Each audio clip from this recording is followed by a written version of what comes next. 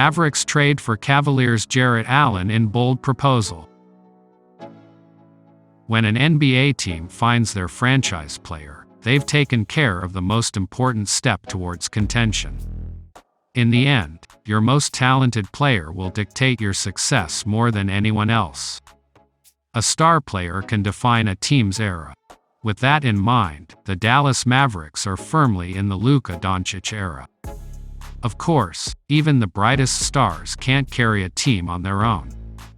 They need a co-star. At last year's deadline, the Mavericks acquired Doncic's. They traded for Kyrie Irving, and this summer, they retained him in free agency. So, the Mavericks have a star duo. Are they done building this roster? Not quite. The Mavericks need a stronger supporting cast around their star duo. That may start with a big man who can anchor their defense.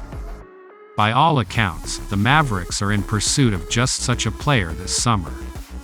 How about Jarrett Allen of the Cleveland Cavaliers? Meanwhile, franchise players come in all shapes and sizes. Usually, they're a player that can carry your offense. Not always. Sometimes, teams will build around a two-way superstar. That's seemingly the approach that the Cavaliers plan on taking. Will Evan Mobley ever be one of the best offensive players in the NBA? It's doubtful. On the other hand, don't be surprised if he wins multiple Defensive Player of the Year awards. Meanwhile, he should still be a distinctly positive presence on the offensive end. Mobley is the Cavaliers' franchise player. So, the Cavaliers have to do right by him. If a player doesn't pair well with him, they need to move that player.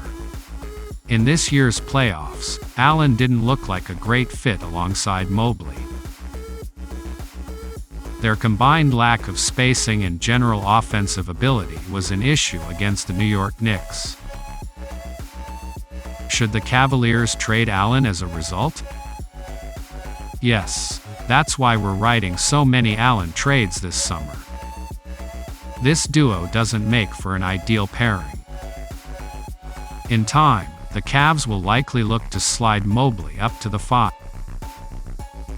With this deal, they're beginning that process.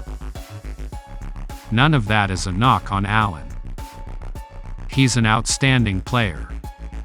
If the Cavaliers really have him on the trade block, they shouldn't settle for less than a sterling return.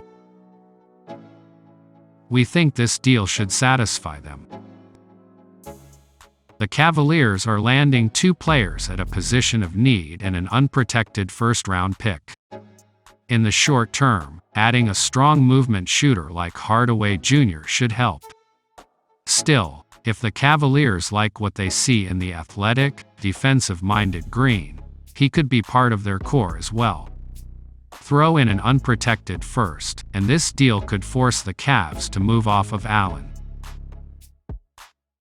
Should the Mavericks target him?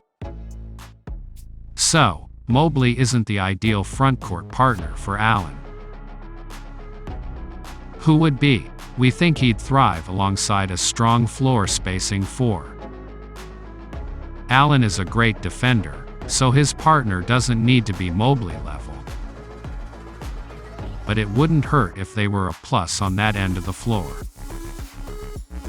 In other words, he should thrive alongside a player like Grant Williams. We like that pairing a lot.